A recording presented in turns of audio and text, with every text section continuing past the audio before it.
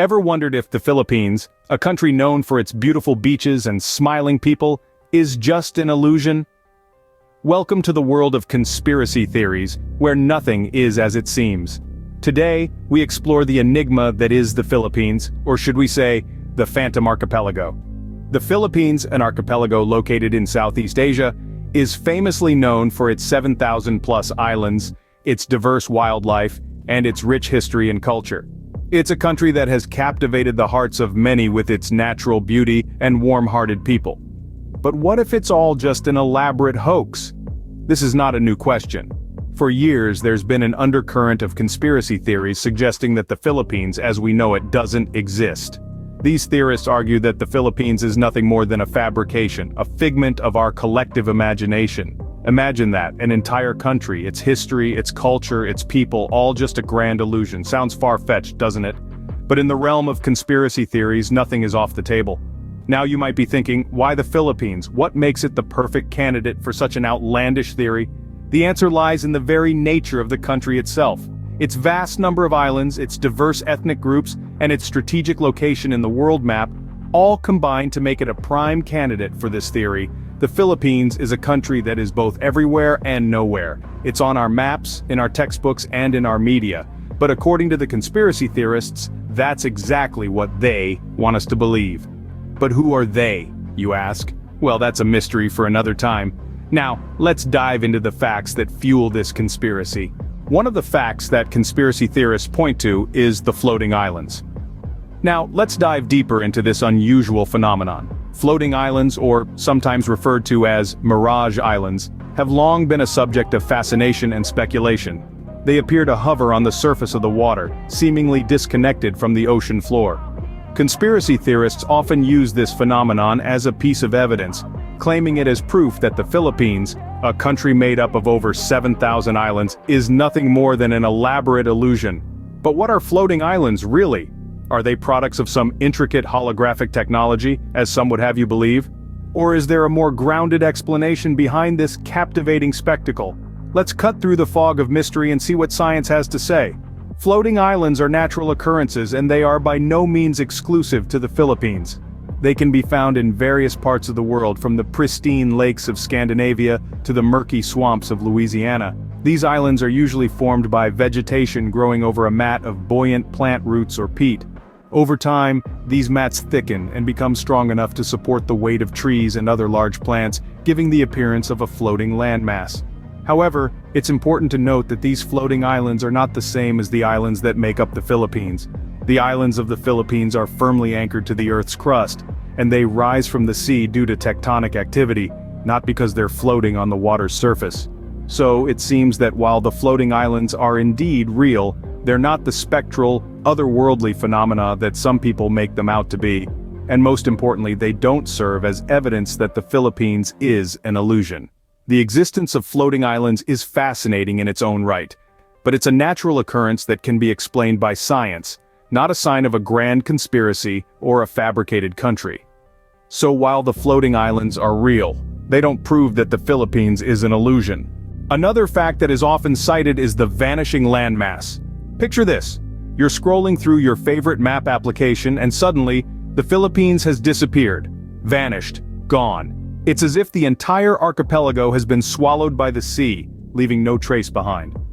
This phenomenon, often referred to as the vanishing landmass, has sparked a multitude of theories suggesting the non-existence of the Philippines.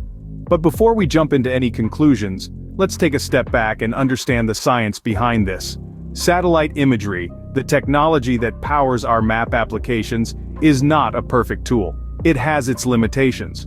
One of these limitations is the inability to accurately depict land masses under certain weather conditions. Yes, you heard that right. Weather plays a significant role in how our maps are generated. When a satellite orbits the Earth, it takes images of the surface below. However, this process isn't as straightforward as it may seem. If the weather is cloudy or foggy, the satellite's view can be obstructed, making the land beneath appear distorted, or in some cases entirely invisible. This can lead to the illusion of a landmass like the Philippines disappearing from the map.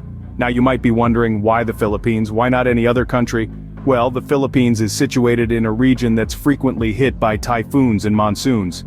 These weather conditions can cause heavy cloud cover, making the islands appear to vanish from satellite images. But here's the thing. Just because you can't see something, doesn't mean it's not there. When your friend hides behind a curtain, you don't assume they've vanished into thin air, right? The same principle applies to the Philippines. Just because it disappears from a satellite image due to weather conditions, doesn't mean it has ceased to exist. So while satellite imagery can be misleading, it doesn't mean the Philippines doesn't exist. Because let's face it, a landmass of over 7,000 islands simply doesn't vanish. It's there, it's real, and it's waiting to be explored. So the next time you see the Philippines disappear on your map, remember it's not the landmass that's vanishing, it's just the limitations of our technology. A third fact that conspiracy theorists bring up is the language conundrum. Now what's this all about? Well, some theorists suggest that the sheer number of languages spoken in the Philippines, over 170 if you can believe it, is nothing more than a ruse.